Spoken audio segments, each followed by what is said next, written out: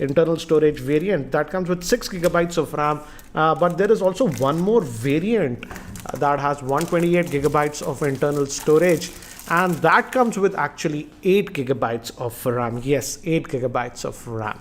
So let's just open this up, and regarding the pricing and other info, I'll have those links in the YouTube show notes, so make sure you check that out. And as you can see, we have the device itself. From the front, if you notice, it's similar to the OnePlus 3T. It's actually slightly narrower, and immediately I can say it's a lot more comfortable to hold in the hand. And on the back, as you can see, we have that dual camera setup, and it also has NFC. It says N. So this is the one that I have. Frankly, feel 8 gigabytes of RAM is an overkill. Let's see what else do we get in this box. So it says quick start guide, gives you basic idea about this. Again, it's a dual SIM nano, and no micro SD card slot, and it has that dash charging and stuff.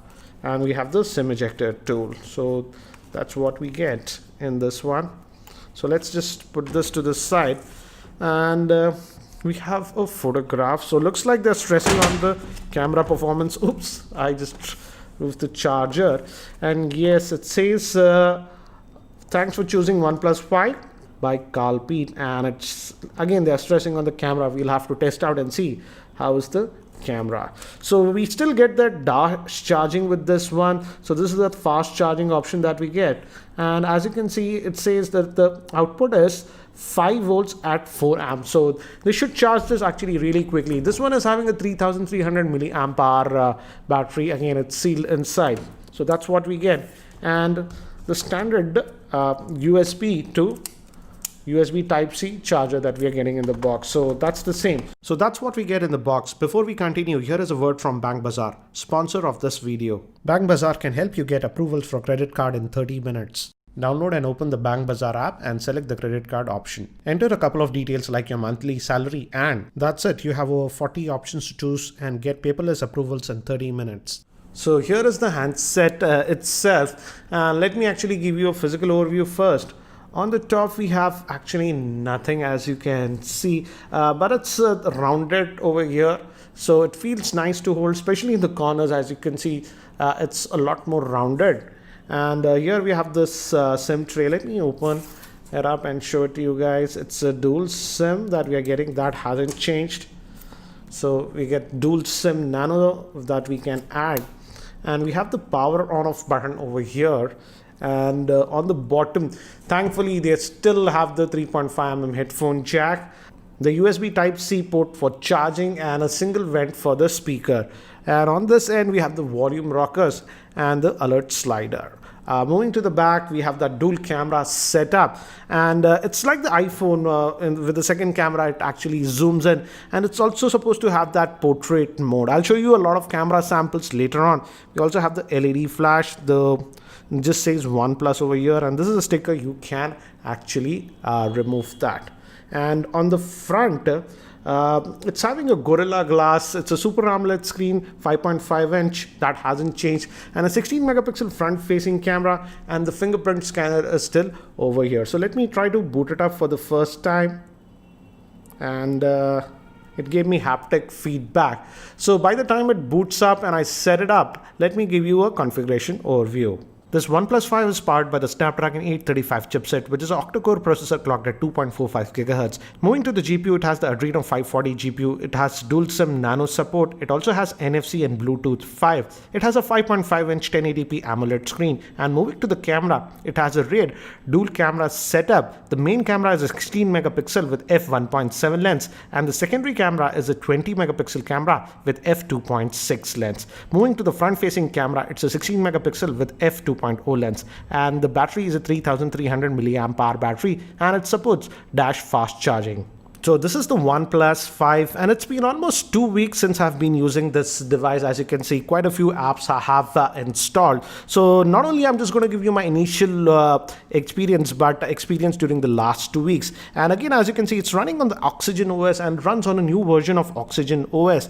And if you just slide like this, you can get to your quick toggles. So these are the standard quick toggles that you get. And by the way, as you can see, it does support Geo VoLTE. I'm currently using it in the dual SIM mode with Airtel 4G and Reliance Jio.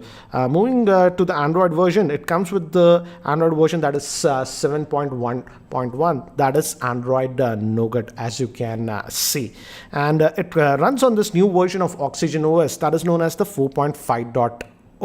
And it brings some new functionality. As you can see, the version that we have is the 6GB variant, and out of this 64 gigabytes, you get roughly about 52 gigabytes of space available to you. So that's regarding the storage. Again, if you notice, it's very similar in terms of functionality, but to give you an idea, how does this handset feel, because I've now used it for almost 2 weeks, and the first thing that I noticed when I used this device is that though it is still having that 5.5-inch screen that the OnePlus 3T had, but this is a lot more comfortable to hold in your hand because of this rounded edges. They are not sharp, and it's a lot more comfortable, and also it feels slightly lighter to hold. In terms of weight, it is having a 153 grams of weight, and it's slightly slimmer compared to the OnePlus 3T. It's technically it's having a 7.25 width. So in terms of in-hand feel, it definitely feels slightly better. You have to hold the device to figure that out, but immediately you'll notice that. Moving to the screen quality, as you can see, the screen quality is actually really good. It's an AMOLED screen, and I did not have any issues. In fact, the picture that you see in the background was taken with this OnePlus 5. I'll talk about the camera later on. I've taken a lot of sample shots. I'll show you that, even with video samples that I'll show you later. And again, as you can see, it's running on this new UI. Again, it's very fluid. It's running the Snapdragon 835 chipset, and during the last 2 weeks of usage, I did not face any issues of any lagginess while I was using this device. It's a very responsive device. As you can see, you tap in stuff and it starts to load. So in terms of RAM management, even with the 6GB variant, I did not have any issues. As you can see, tons and tons of apps are running in the background, and I never actually bothered to close them. So in that aspect, it's running fine. And OnePlus is really pushing this in terms of camera. I'll talk about the camera, but before that, it has the standard stuff that you would expect. We have this alert slider still. I like that, and it works. You can make it silent, do not disturb, and this regular mode. It's a little bit tight to my liking, but again, maybe you like it. It's slightly stiffer in my opinion. Moving to the speaker, what I have noticed is this one also still has just a single speaker, but the speaker output is actually really loud on this one. Perhaps I have to say one of the loudest single speakers that I've seen on a smartphone. Generally, with many of the smartphones that have a single speaker, I generally have to keep the volume level at max, but that's not the case with this one. For example, let's try to play this video. Let me maximize the volume. This is at medium, as you can see. Hi there, this is Ranjit, and I have the Samsung Galaxy Tab S3 with me, and this is a premium Android tablet by Samsung. And as you can see, as you notice, it's actually really loud, the speaker volume on this one. Though it's a single speaker, it is really, really loud. And moving to the fingerprint scanner, again, still the OnePlus 3T had a great fingerprint scanner. It's the same thing with this one also. It's very responsive, as you can see. You just tap in and it unlocks. You can also customize the double tap to do whatever you like. That option has been given. For example, for double tap, I close the screen.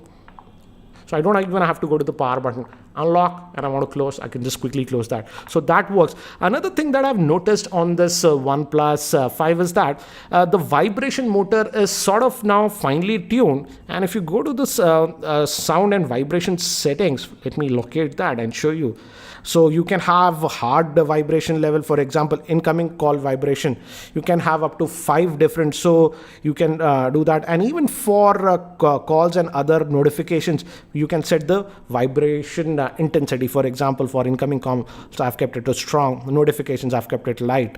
And on tap it is light. So even if it's in your pocket, by just the vibration, you get an idea of what is happening. So that is one new thing that I have noticed on this one.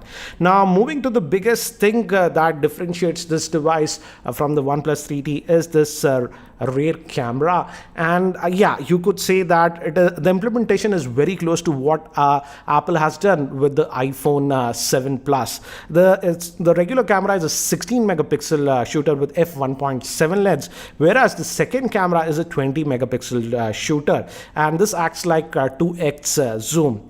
And to give you an idea, let me show you. And we also have that portrait option. I'll show you a lot of sample shots. This is the default view, as you can see, 1x. So again, tap to focus is there, and I noticed that the focusing is also a lot faster on this one. I'll show you a video sample later on. And if you just tap this goes to 2x zoom, as you can see. So you can easily toggle between 1x and 2x, and this works even in video.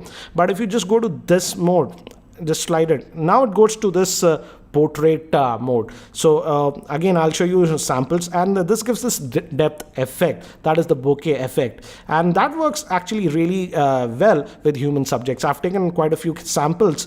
I'll show you that. Also, regarding camera, this one also has a manual mode if you want, so that option is also given on this one. And again, as you can see, that's known as the pro mode. I won't get into this one, but again, as you can see, it gives you a lot of options in this pro mode. So if you know what you're doing, you can even use the pro mode. But to keep it fair, all the sample shots that I'm going to show you right now were taken in the auto mode. So these samples were shot with the rear-facing camera of the OnePlus 5 in the default 1x mode. And as you can see, the pictures have great color and also sharpness. This is the picture in that regular mode, but this is in the 2x zoom mode. Again, to give you an example, this is at 1x and this is at 2x. Just notice the sharpness, even at 2x, the sharpness is there. Again, one more sample. This is that regular 1x mode, and this is at 2x zoom mode. We also have the depth of field, or the bokeh, or the portrait mode that you can say. And again, as you can see, this was taken in normal mode, and here I enabled the portrait mode. Again, an example, regular 1x, 2x zoom, and finally this is in the portrait mode. And as you can see, it does a great job in the portrait mode. Recording this sample clip with the front facing camera of the OnePlus 5. As you can see, I'm sort of walking casually. I'm in Goa, so just wanted to take some snaps and stuff. So this should give you an idea about the video recording with the front facing camera of the OnePlus 5, and the audio is also being recorded via its internal microphone. This one has electronic image stabilization, so let's test. I'm just walking normally, and this should give you an idea how is the stabilization. And let's also check the focusing. As you can see, there's a nearby object, and if I just move out, as you can see, it's focusing very well. So looks like the focusing in video should not be a problem with this OnePlus 5. So guys, that's it for now for this unboxing and first look at this OnePlus 5. If you have any other specific questions, do post your questions in the YouTube comments below. I'll try to post a FAQ video where I'll be answering most of the common questions that you guys have. So do post your questions in the YouTube comment section below. And guys, if you're not subscribed to my YouTube channel, hit that subscribe button. Thanks for watching. This is Ranjit, and I hope to see you in my next video.